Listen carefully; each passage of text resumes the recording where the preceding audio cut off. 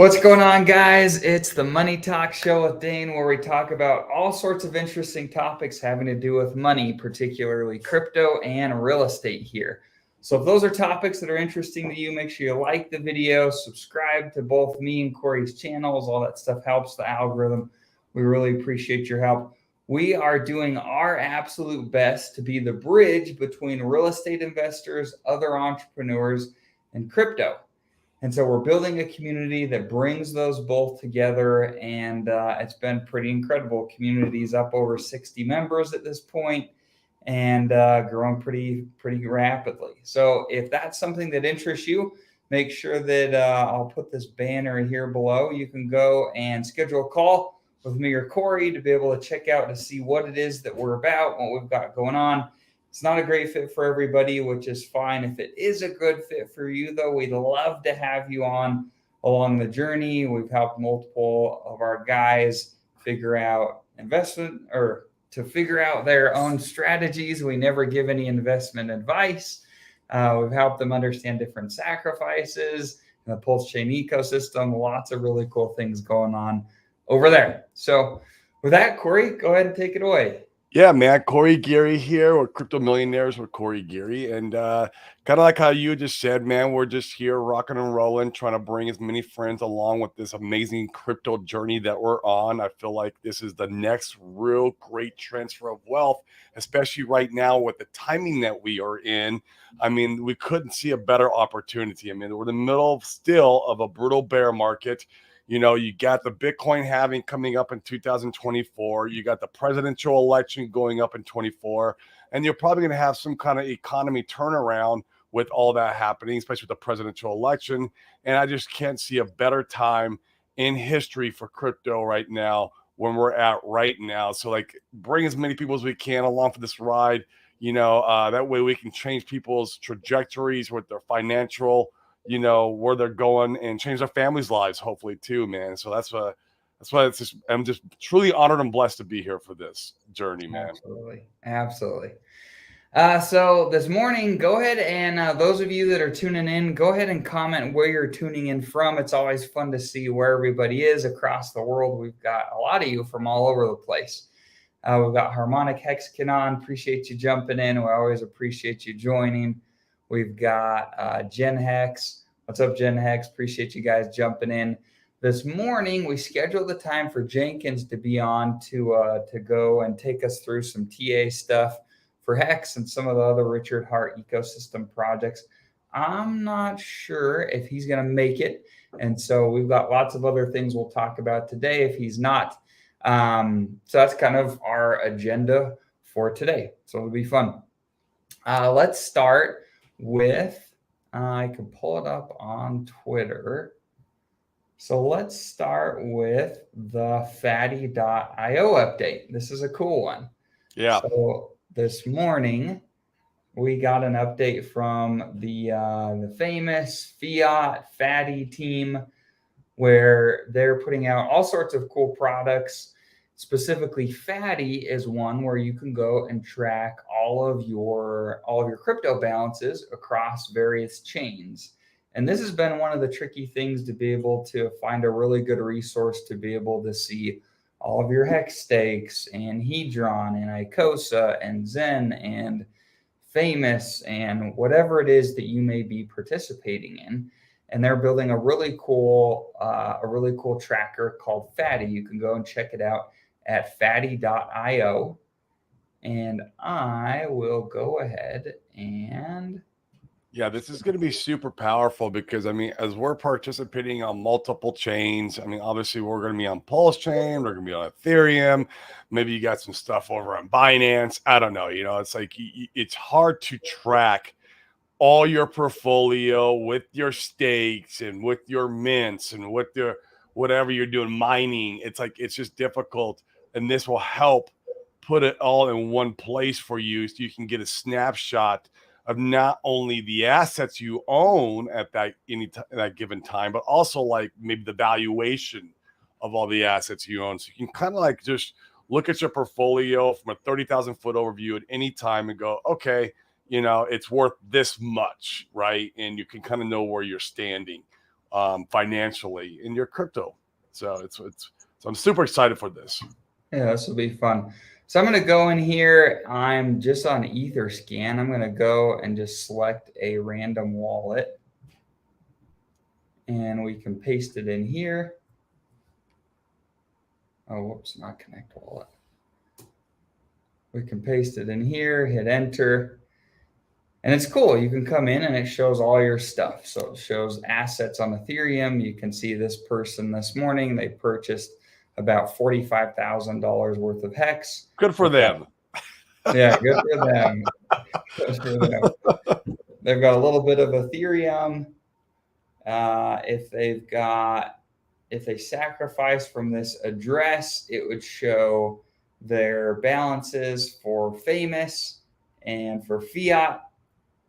And yeah, it's pretty freaking cool. I had a few of my wallets that I checked out this morning.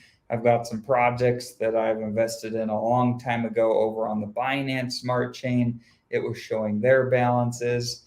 And so you guys can come here, check out your own stuff. I know there was a concern at one point where the only way to come and check here in the checker to check out your balances for the sacrifice for famous and for fiat here, you had to actually connect your wallet. You no longer need to do that. You don't need to give fatty.io any permissions to access or read your wallet, but you can come here and instead just paste in your wallet address and check out your sacrifice balance. Now, while you're on there, are you able to add in multiple wallets? Because I mean, not all of us are operating out of one wallet, right? Like, for example, I have my I operate everything out of my Trezors, my hardware wallets, but like I have one that's my hot wallet that I do majority of my, for example, minting on, buying and selling, mining for Pulse Bitcoin because it's a very those are very short-term transactions. So I have one for all my short-term transactions, and then I have like how we were talking about with Papa Boner yesterday is, I have 8 vaults, and these vault wallets all have my long-term stakes, any crypto that I plan not on selling for until 2025, right? And so it'd be nice if we can put them all in there and view the whole picture of my portfolio from this. Yeah, I think in order to accomplish that, you need to actually connect your wallets, and then you can see everything. I've seen on a demo that they did, I believe that's what you need to do in order to see all of it. I haven't done that myself here for our video. And in fact, I wanted to double check. It's probably a good Pulse Police thing to make sure that there's no issues with connecting your wallet and the permissions that you're signing to do that. Like I said, I know there was some concerns there. And so I have not connected any of my wallets. Well, it's still in beta phase, so let them work out any bugs that it may or may not have. And yeah, it'd just be really good if they did that. Like I know there's like HSI Watch. I like that website because you could plug in multiple public addresses, and now it only works for your native hex stakes and HSI stakes that you can see for a full snapshot of your hex portfolio.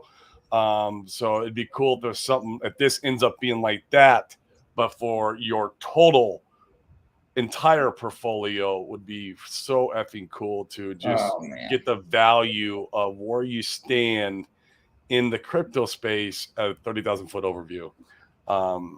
Yeah, so absolutely. And it'll be interesting. I know that on Twitter they announced that there's more updates coming, and so it'll be cool, especially once we have version 3 of Pulse Chain, to be able to see this, I imagine, working pretty seamlessly at that point.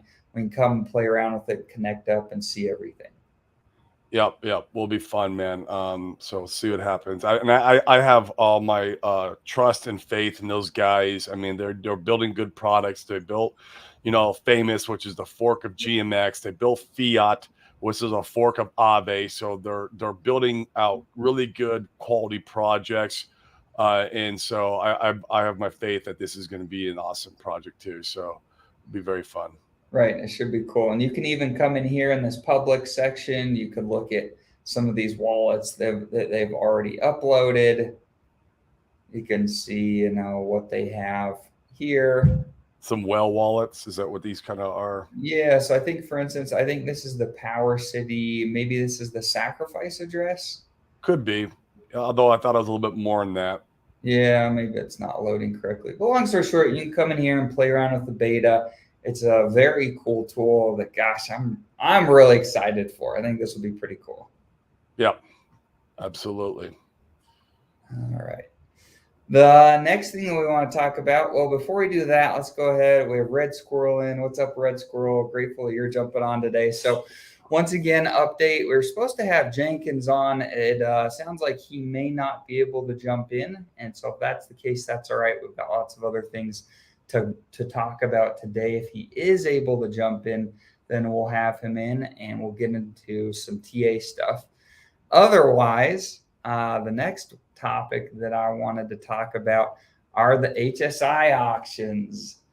We have some a huge amount of auctions that are, or a huge amount of HSIs available to bid on. In fact, I believe the largest or the second largest day of bidding started yesterday. Did it not, Corey?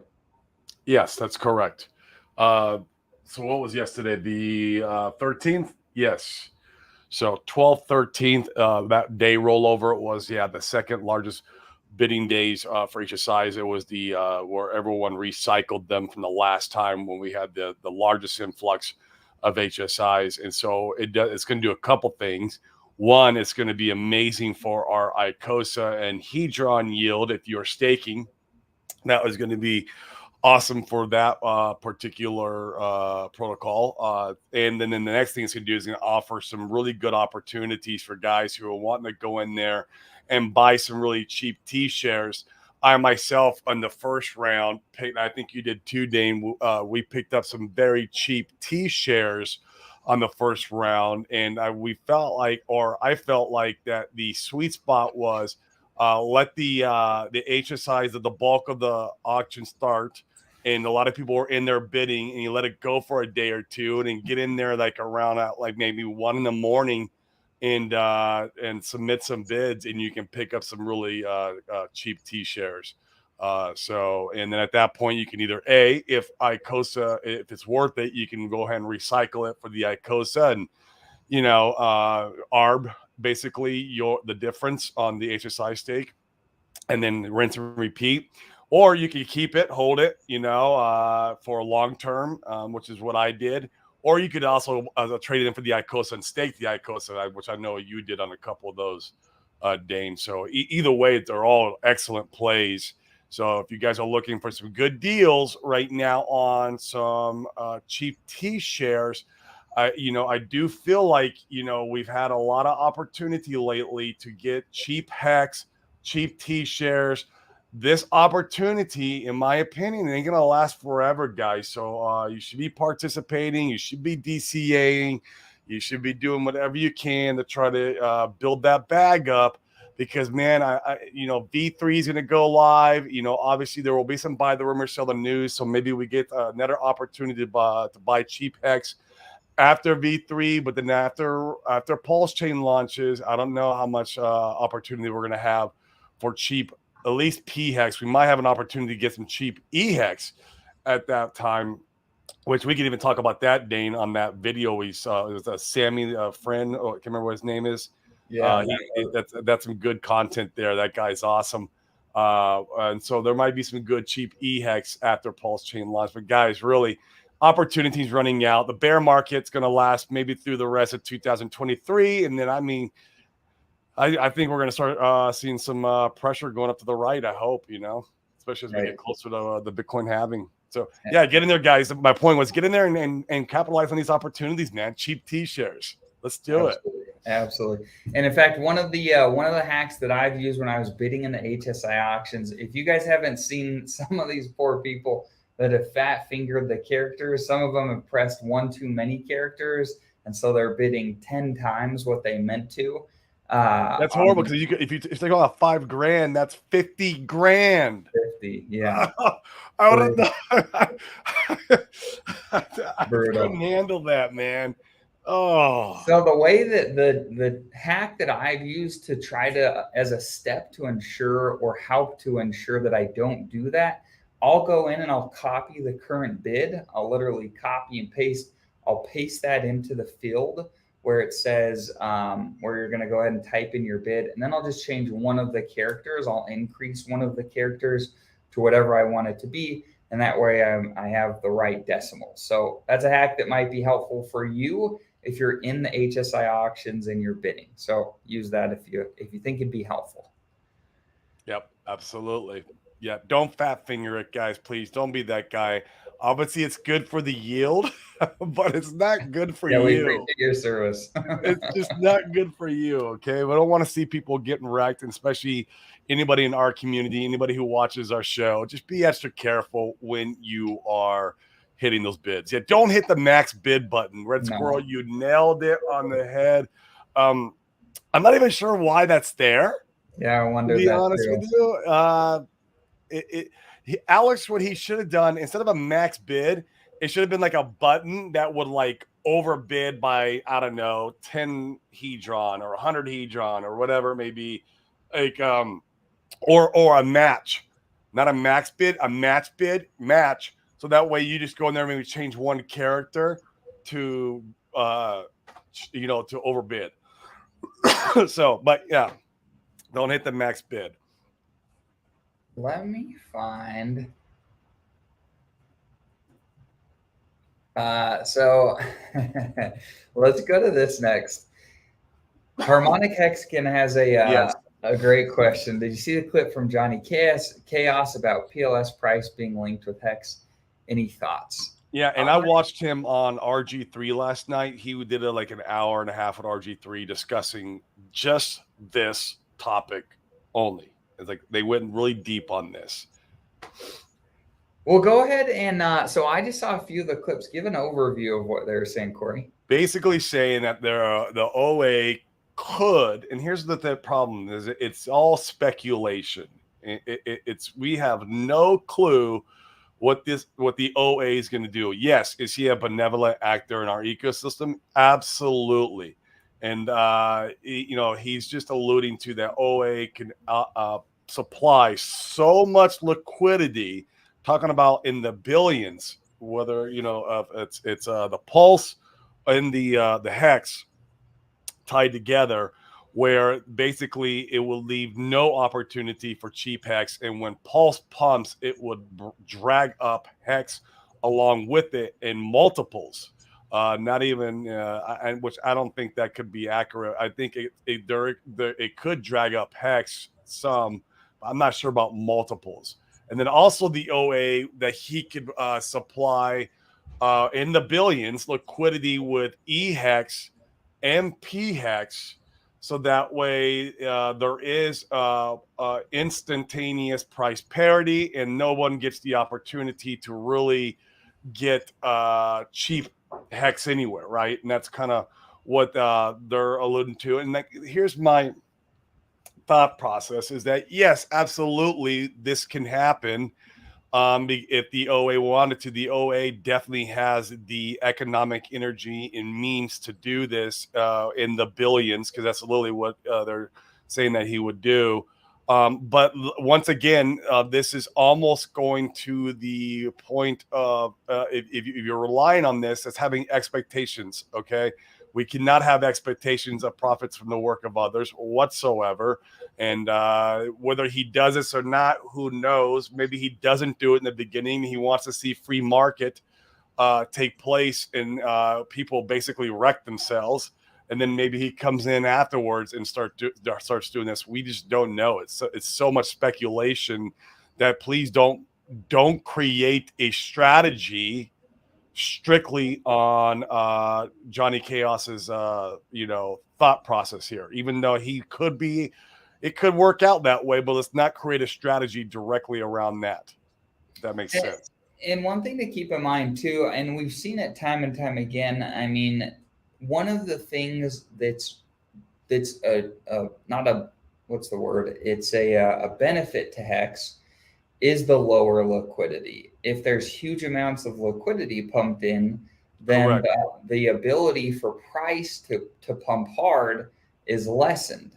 And so if the OA were to come in and want to bind a couple of or some of the assets together so that they move together, the Hart's Law idea that when two assets are bound in liquidity together, that they pull one another up and down based on one of the price movements. So for instance, if you bound HEX and PLS together, well, if PLS pumped, then theoretically, since they're bound in liquidity, that should bring HEX along with it in some degree, and similar to the downside as well. And so, but if you go and you have billions of dollars of liquidity in that pair, it'll also make it so those two can't pump as hard either because of how much liquidity is in the pool. So it'll be interesting. I feel like those guys are betting so heavily on the OA doing very specific things. It makes me feel a little nervous. In fact, I saw a clip where he was saying, and once again, this is a summary. We're just a couple guys on the internet. There's no financial advice here. If I botch this summary, it is what it is. But the way that I took the summary was that Johnny was saying, hey, there will be no such thing as cheap HEX. And in fact, the OA could go and provide liquidity between EHEX and PHEX. In fact, they could buy the price up on any given chain and then provide liquidity and bind the two together. And that would make it so that theoretically you could have it where there's no cheap HEX anywhere. And it was a cool idea because it could also work as a bridge theoretically, where you could go into that pair and provide liquidity. And as it slipped one way or another, then you could bridge your HEX from one chain to the other. Now, here's the problem with that, in my opinion. They're making a huge assumption that this would happen, for one. And like Corey said, we can't assume anything. And two, they were saying that, like, well, just there will always be this ARB opportunity in HEX. One HEX is just another HEX. So HEX on Pulse Chain and HEX on Ethereum, like they're just HEX. Well, if that's the case, then go swap all your HEX on Ethereum for HEX over on ETH Fair. Like, by all means, go swap away. Like, that's just not the case. Yeah. Yeah, because HEX on ETH Fair is worth a fraction of what it is on Ethereum. On Ethereum that we use today, Ethereum 2.0, Ethereum proof of stake. Same with Ethereum proof of work. It's just not worth what it is over on Ethereum proof of stake. Why is that? Because there's no demand over there. Right. There has to be demand, even if that there is liquidity bonded together, there still needs to be demand in that asset for it to move up, and obviously down if there's sell pressure. So like, it's all supply and demand. Everything it's normal economics. So yes, the providing liquidity and the bonding liquidity matters, but what matters most is buy and sell pressure. Always, a buy and sell pressure will always trump anything. Now, it doesn't mean that it can't play out. It can. EHEX and PHEX, there is a possibility that plays out, and that the OA bonds billions of HEX together in a pool, and then there's still a benevolent actor who's buying up the EHEX. It's possible it can happen. I'm just not betting on it by any stretch of the measure. I like the idea. I want. Yeah, the idea is great. I want HEX on both chains to be expensive because I have HEX on both chains. And so I don't mind the idea of it. I would love it, Now, even though HEX is expensive, but here, think about this. If once Pulse Chain launches, and even if HEX is still good on both chains and they're both pumping, if I'm bringing new economic energy into crypto, or if I'm onboarding somebody into crypto, and getting them involved in HEX, and this is after Pulse Chain is launching, where am I going with that economic energy? Well, I'm going to Pulse Chain because I'm going to get treated better there. It's just a fact. I'm going to get treated better there because of the gas fees, right? And because it's just a better overall chain, in my opinion. And so why am I going to go over on ETH and do it there when I can get a better deal as far as gas over on Pulse Chain? Especially think about it, if they're 1-to-1, okay, then why would I definitely go over on ETH when I can get that's really a better deal on Pulse Chain, because I don't have to worry about the gas.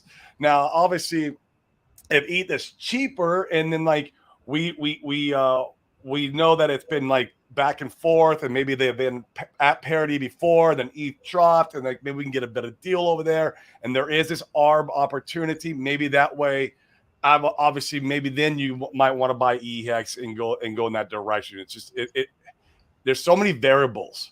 But Red Squirrel said APY is key. This is true, because there is another thing to consider in this. As people are unstaking EHEX and moving their economic energy over to PHEX, well, then the yield is going to go up on the EHEX side, because it is your share of the pool that you're getting the inflation of. And so there is this idea that, as people are unstaking over on the EHEX side and moving over to Pulse Chain, then like there's this opportunity where you can get better yield, and that the whales will come over to the EHEX side and start participating in those pools. And then you'll have this kind of pendulum effect going back and forth between the two chains, where the APY is greater. And so there is something to be said about that.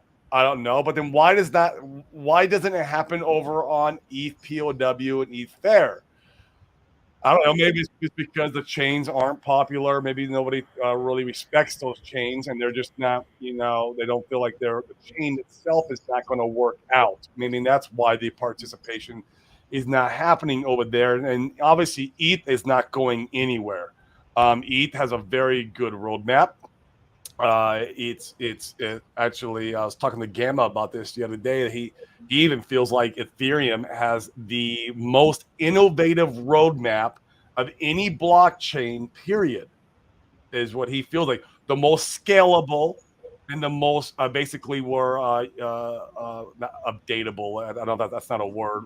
With the capability of being updated as you're moving along in the future. Ethereum has that built into it, where no other blockchain has that. And it's great because we're going to inherit all of that with Pulse Chain. So man, you guys who were naysaying the weight because of the BSC fork versus the ETH fork, man, I'm so glad we're forking ETH, just from my conversations from Gamma.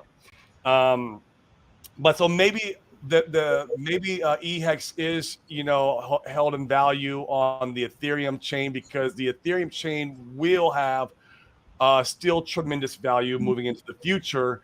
And obviously the POW and Fair, I just feel like those chains are almost a joke now. Yeah, nobody's using them. Nobody's used for anything. I don't know if they're used for any protocols that I'm aware of. Maybe I don't know. I feel like we were the only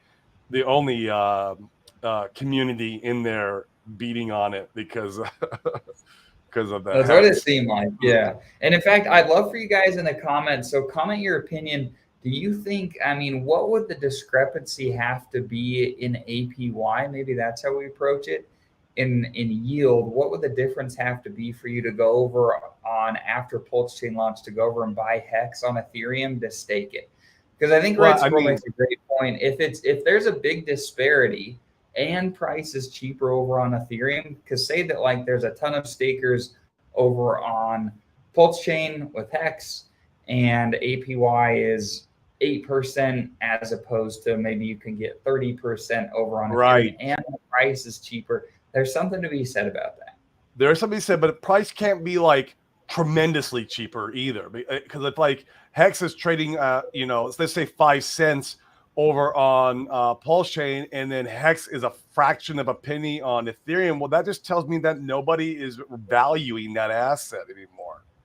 There's something they would need to be relatively close to feel real. Yeah, is there value in the asset, or there's going to be future value in the asset? Obviously, if there's this ARB thing going on, I get that, right? Like maybe one does drop a few pennies off, but then it bounces back like a week later or whatever it may be. there can't be this like down forever price chart on the EHEX, and just because the yield's better, people are gonna. It doesn't work that way, right? Like we have to have it has to be respected as a valuable asset. And Red Squirrel, yeah, I agree. I will be keeping a very good sized portion of my bag in EHEX and PX. In fact, on this last nice dip that we've been having, I've been built up a couple what I call market cycle stakes. I don't do any more 5555 stakes. I only do market cycle, and I did a couple market cycle stakes recently because I don't know what's going to happen, and I got to admit to myself that I don't know what's going to happen, and I'm still going to participate with some Ethereum hex. Just because it could, and I don't want to miss out if it does reach some kind of parity or stays close to some kind of like parity at all. I don't want to miss out on that. So yeah, I'm trying to play a card from every angle. It's the best thing you can probably do. Right. I couldn't agree more with this comment. No one takes Johnny KS seriously. He's a Maxime blinded by. Do your own research as always. Always do your own research, right? Always.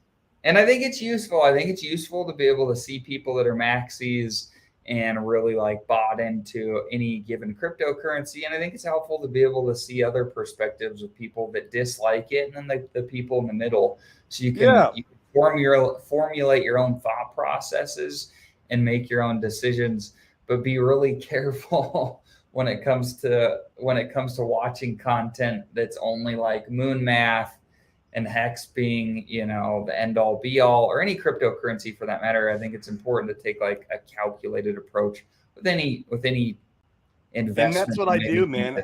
I'll listen to the maxis. I take their opinion in, and I try to like digest it and make my own opinion of that. And then I also listen to the haters.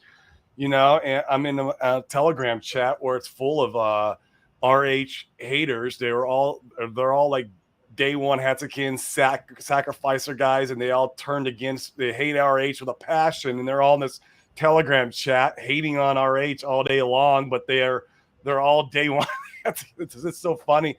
But I ended up joining that chat because I wanted to see the narratives they're talking about. I wanted to see their opinions on stuff. And so that way I could come up with my own, because I'm seeking for truth. I don't feel like they're the truth. I also don't feel like the maxis are the truth either. The truth usually lies somewhere in the middle. And that's what everything in life. That's everything in life. So, yeah. Yeah. Will gas fees on ETH outweigh any higher yield in the next bull run? I think this is a really good question, and we don't have the answer, to be honest with you. I don't know what that's going to look like, but I can tell you the freaking gas fees, even in the bear market right now on the busy days. I mean, there was I wanted to do a transaction really bad when hex. I wanted to acquire more hex in this last run, closer to 3 cents, and it cost me freaking $40 to go and acquire it in gas. But I wanted it at that time, so I paid the fee and I kept it moving, and it was what it was. Yes, I think that's a big factor, especially in this bull run. But I think they're going to figure it out at some point. Definitely. I just don't know if they're going to figure it out by this bull run, because we need sharding to happen. And so the next step in the Ethereum roadmap is Shanghai, which will allow for the stakers to unstake their Ethereum. And we're anticipating again Shanghai, hopefully in a month or two max. Of course, they're always changing the time. Software's hard, sharding. I don't think that's not. If I'm not mistaken, it's not within the next bull run. I got to look at the roadmap. They have a very robust roadmap on the Ethereum Foundation website that you can go to and try to anticipate when sharding is going to be. But that's when the basically the next step that we need for cheaper gas fees on Ethereum. Right. We were doing our taxes and looking at our fees for last year was terrible. Oh, geez. I haven't done that. I don't even want to look at mine. I'm nervous. I love it. Do you think some people may be more comfortable still using ETH because they're uncomfortable with the newness of Pulse Chain? Definitely. I mean, that's a great point. I think for sure the people that have been involved in the ecosystem, they're going to be, man, this is a great question. I don't see any hesitation on social media with people wanting to use Hex over on Pulse Chain. I haven't seen any of that. It'll be fascinating to see how it plays out, though. I think that's a great question. Yep. Here's a good question that the Gen Hex has.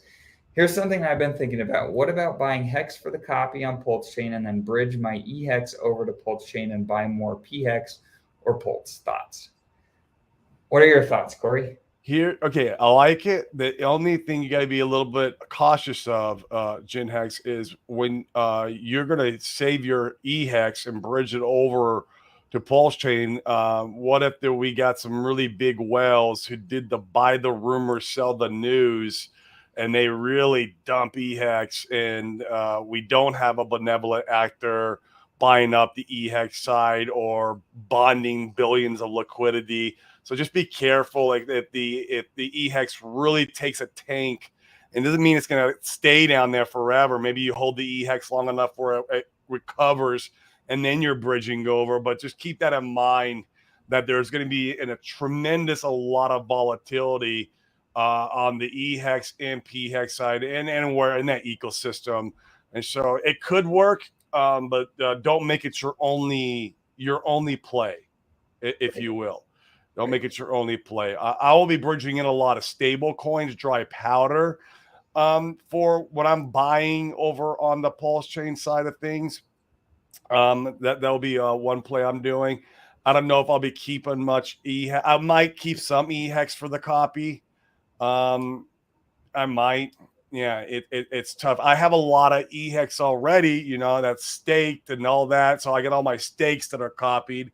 So I like that. I know I'm going to get all that, but I'm not sure if I'm going to keep any liquid for the copy, because I feel like everyone's kind of playing that game a little bit, especially with get the copy and then taking PHEX and then swapping into Pulse Chain and PulseX pre-bridge. That's like the biggest narrative it's a pretty common narrative, which gives us both pause. Like if everybody's I don't want to do that, going and doing a certain thing, it doesn't bode well for most people if everybody's thinking they're going to go and do a certain thing and get a specific result. Yeah, I'm trying to do the opposite of what everyone's doing. Now, if you wanted to try to grab a copy for the free, free PulseX, one thing you could do, and this does make sense because there's so many ERC20s, you could just find an ERC20 that has a very big liquidity pool where it's not going to be, dried up too quickly. And you could go into an ERC20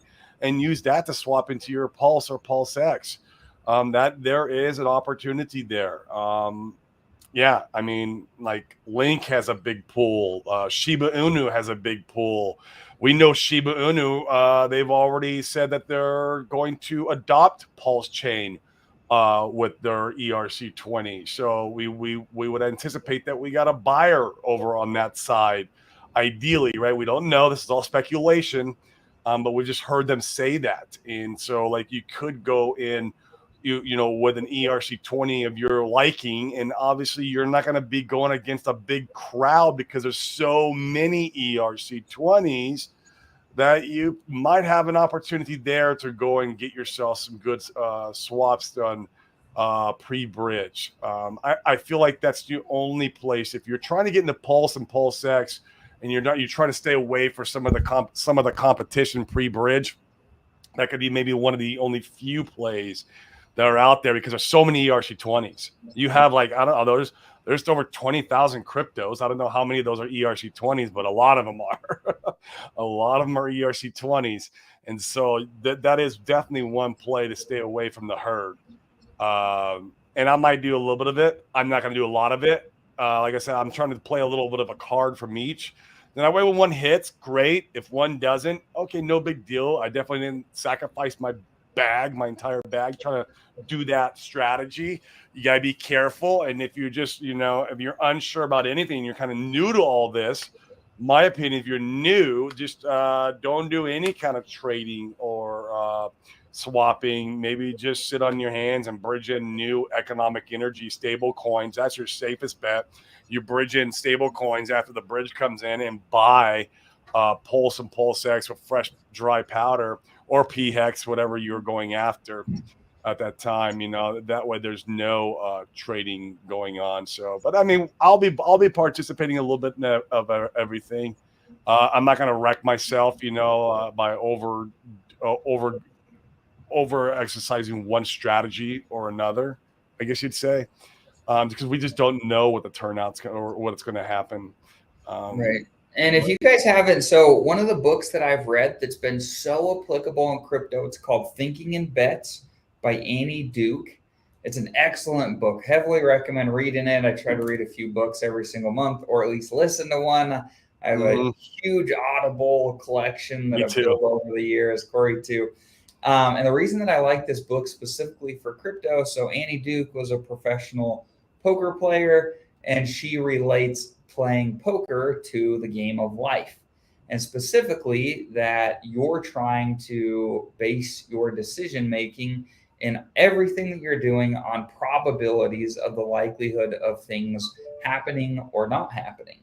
And so specifically when it comes to Pulse Chain and bridging in specific cryptocurrencies or doing different things, you need to determine the probabilities of what you think is most likely to happen and then act accordingly. And if you have no idea what you think will happen, well, then do what Corey said, sit on your hands and just wait and see. You can always wait for the bridge to come in and dollar value be assigned to everything, and just be patient.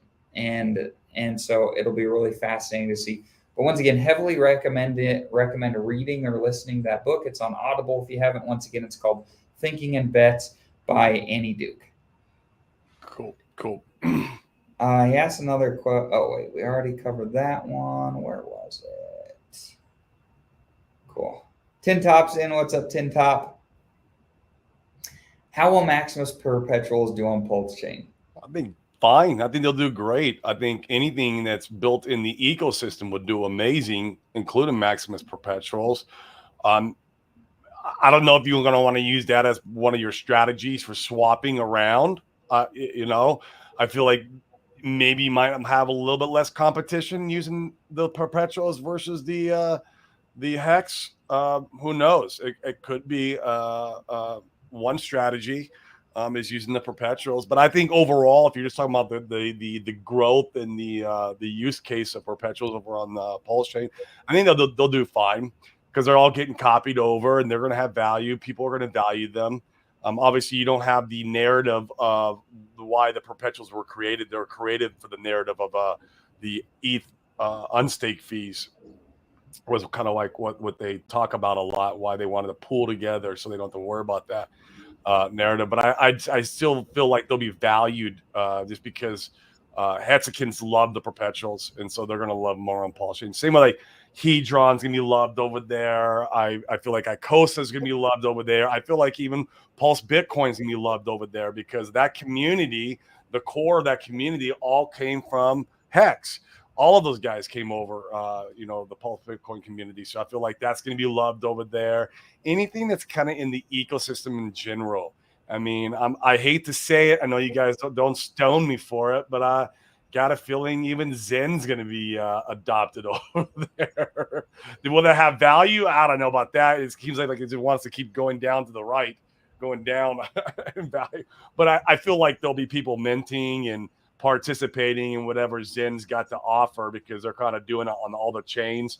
And I still feel like that it will be done on Pulse Chain too. So. And I hope it is. Like Zen is great for node validators on Pulse Chain. Oh, yeah. It's great for Pulse X holders for the buy and burn. I hope very strongly that Zen comes over and is heavily adopted because it'll be great for us. Good for the chain as a whole. Yes. Yeah. Oh, Tin Top's got a point. There's very low liquidity in the Perpetuals. He's got a point with that. And I've got some Perpetuals. My plan with mine is I'm just going to be holding them and being patient and waiting and seeing. My Perpetuals for me are a hold to 2025. I'm just going to wait and see. And I don't know where they're going to do best. And once again, when I'm thinking in probabilities, the fact is nobody knows. And I think this is so important. You'll listen to some of these streams where these guys are so freaking sure about what's going to happen. And they say, oh, it's just math. And oh, the OA will always act so benevolently and help us out. Those are massive assumptions. And I'm not willing to bet really heavily on the probability of those things happening. And so just be careful when you're out there listening to people. Yeah. Often the ones that are the most sure are the most wrong. So be careful. Absolutely. And back to Tin Top's point a little bit. If you guys were wanting to see the liquidity on any ERC20 token, you can go into Uniswap, like the V2 and V3 pools. Just by going to Uniswap, you can view the pools and then look at the ETH, whatever's paired to ETH pools. And you want to look at the top like 10, 20, and you can see all the top ERC20 ETH pools that you were maybe wanting to use for that strategy. So yeah, but yeah, Tin Top's got a good point. If a lot of people will use the perpetuals, it wouldn't last very long, the pool, because it would suck that pulse right out because the pools aren't very deep. Hex has deeper pool than the perpetuals. Right, so. Right. Red Squirrel says usually wise to listen to what the crowd is doing and then do the opposite. Boom, he nailed it, man. Absolutely. That is 100% correct. Gabriel asked a great question. Do you think PulseX staking will be available day one launch? I personally do not. I do not think so, because the way that I understand it, the tokens that you can stake PulseX for, they've got to work their way through the DAO, and they got to have some of those things done before we can go and stake for those tokens. Now, maybe Richard and his team, maybe they work some of that stuff out beforehand, but I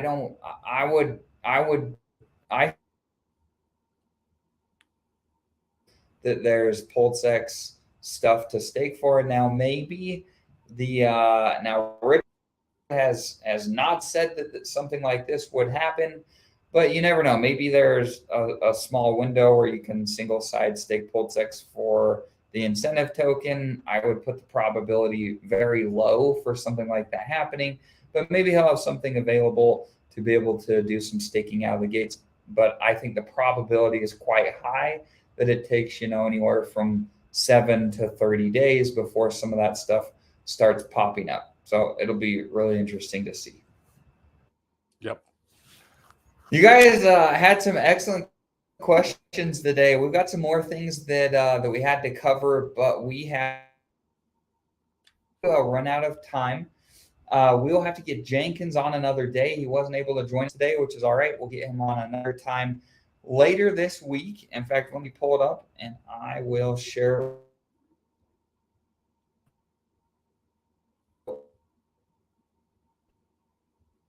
Friday, we have a couple of really good shows. Specifically tomorrow, we're going to have one of our good real estate buddies on that's sacrificed for PulseX, done a little bit of crypto investing, but he is green as a garden. He feels very timid about crypto. And so it was his idea. He said, hey, we should do a show from a real estate perspective, or a no coiner, or somebody that knows very little about crypto that's skeptical about like, hey, why should I jump in? Why is now a good time? We're going to do that with David tomorrow. So that'll be an excellent show. If those topics are interesting to you, make sure that you tune in tomorrow. And then Friday also, we did it had us thinking. We did a stream with Hexray Vision a few weeks back, and he talked about a lot of crypto people trying to find a way to mitigate their tax burden when they take crypto profits. And a lot of those guys are looking to put funds into real estate to mitigate their tax burden. And so on Friday, we have one of our friends, Berto, who's going to come on and talk about what it looks like to find good real estate operators to work with so that you can place your capital or consider placing your capital with different people, some of these different guys, to be able to potentially offset some of your tax burden through depreciation via real estate, and what that can look like for you. So make sure you tune in Friday. That'll be a lot of fun. And guys, why this is so important, I know you're not really thinking about it right now because we're in this bloody bear market, but remember, the way we look at crypto is used for wealth creation, and real estate's used for wealth preservation. And some of that preservation includes protecting your money from legally from taxation, right? The right ways, the way the wealthy protect their money. I mean, we can create a lot of wealth in crypto, guys, but let's learn how to preserve that at the end of the movie. And so, like, when 2025 and 26 come, this is the time to really start thinking about that. Because think about it, you're gonna want to sell in 25 and 26, because you don't want to experience the bear market. You want to offset the bear market and buy back in again in the bear market. You don't want to hold through it. But when you sell, what are you going to do? Keep it in stable coins? That's not a very good play. You obviously don't want to keep it in the crypto because it's just going to go down to practically nothing. And so, a really good play, guys, is pulling that money out of the ecosystem temporary and park it in some real estate. Park it in some real estate, offset some capital gains via the real estate, get some good operators, and then who can cash flow your money via the real estate. And that's just a great strategy. And so, yeah, we'll be touching on that, and even more so as we're going through the bull market. We got to really start strategizing and planning how we're going to be doing this. And that's what our group is really good for, too, because of our group is a lot of real estate guys and a lot of crypto guys, and it's just a lot of fun marrying the ideologies together. And so, yeah, good stuff. Yeah, make sure that you have a plan. In fact, in the last, I've Corey too, we both made millions of dollars in real estate over the last several years. I can't speak for Corey, but I can speak for myself. I haven't paid taxes, or I should say, I haven't had a taxable burden to pay to the government in years, because the depreciation from rentals that I've purchased has offset the income that I've made. And so I haven't had a tax bill to be able to pay because I've legally offset that according to the tax code. And we talk about things like that in our group of how you can protect yourself and have other streams of income as you're planning on looking ahead to 2025, 2026, like Corey says. Archie comments, Hex over 5 cents again. Let's go. Let's freaking go. Let's go. Let's go. That's good. I love, man. Last question before we jump off. So I just got a Sidra. So looking at no tax strategies, long-term accumulation, any recommendations? I can't speak to a Sidra. Can you, Corey? I cannot, man. That would have been a good question from Papa Boner when he was on the other day. We're looking into what do you call it, the CRUT trust, and I'm probably going to go through with doing something like that, because that's just one vehicle, right? And he was like, you can only do up to maybe $5 million. And so you use that for one vehicle, and then you have your other stuff like real estate. You want to have multiple vehicles, and maybe this Sidra is one of those vehicles that you can use to help harbor some of your economic energy when you get out of the ecosystem. So I don't know. It'd be good to look it up here. I'm actually going to write it down, and I'm going to look into it. Yeah, let's look into that. It'll be a good.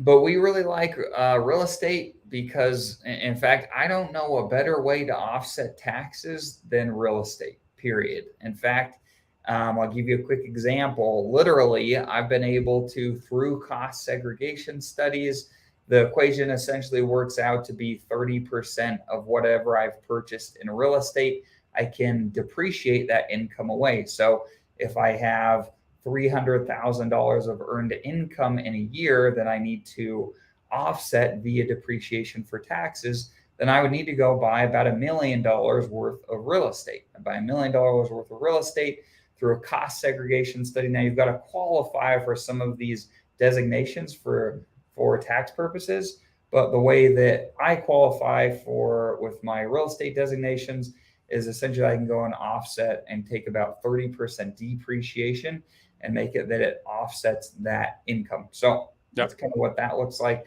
as far as math is concerned. There's a ton of different strategies to consider employing. I would say to be very cautious when it comes to really thinking outside of the box. There are a million people that will offer you some sort of strategy to make it so you pay no taxes. And I can tell you that most of those do not work. You will get a penalty and a big freaking tax bill if the IRS comes hunting this is probably a topic to tread more lightly on. In my opinion, I will be treading much more lightly. And generally, I'm a Corey too. We are generally more aggressive when it comes to strategies and things that we are interested in participating in. But I can tell you, for me, when it comes to taxes, I do not want to go to jail. And this is a topic that I'm treading far more. And I don't want to owe a big giant bill for the remainder of my life that I got to keep paying off, like because they came and hunted me down and fined me all this extra money. Oh my God, can you imagine working over your shoulder and all nightmare? Oh gosh, like and the way the tax code is set up right now, and once again, we're not financial advisors, just a couple of guys on the internet. We're certainly not attorneys nor CPAs, but the way that I understand the long-term capital gains portion of the code in the tax code is that if you hold any asset for over a year, I think it's 360, is it 365 or 366 days? Yep, I think 366. Then you have a long-term that's classified as a long-term capital gains tax, which as far as things stand right now, I believe, and once again, this is not financial advice, but regardless of your tax bracket, I believe it's just a 20% tax. It's roughly, it's around that. Yeah, roughly 20%. So for our ecosystem, it could be worse. For our ecosystem, the majority, I would say 90% of what we do, because we're not traders, right? We're buy and hold investors. We treat our crypto the way we treat our real estate. And so, like, yeah, you that's not going to be an issue. It's when you're trading all the time, trying to make a quick buck, where you're going to have these short-term gains that you're going to have to pay on.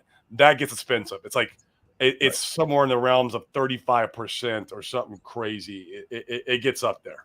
So. It depends on your tax bracket. Once again, talk to a CPA and an attorney so you can square all that stuff away. But that generally, as far as I understand it, is just taxed as traditional income. And so if you're in a higher tax bracket, it's like having a job. 40 or 50%, it can be right. It's your normal job. Like So yep, absolutely. So cool, guys. Make sure to tune in tomorrow for a very bare bones look at crypto. Yeah, all you guys tune in and support them. This is a real estate guy who's getting into crypto. He sacked for PulseX, but he wants to get more involved. He's very successful in real estate. He actually owns a couple companies, but he wants to get involved in crypto. He wants to learn all the ABCs, and you guys can help us. Come on. Support them, ask questions, and help us, translate crypto to this guy. It'll be a lot of fun. It's gonna be a good show. Yep. So we will see you guys tomorrow. Have a great day. See you.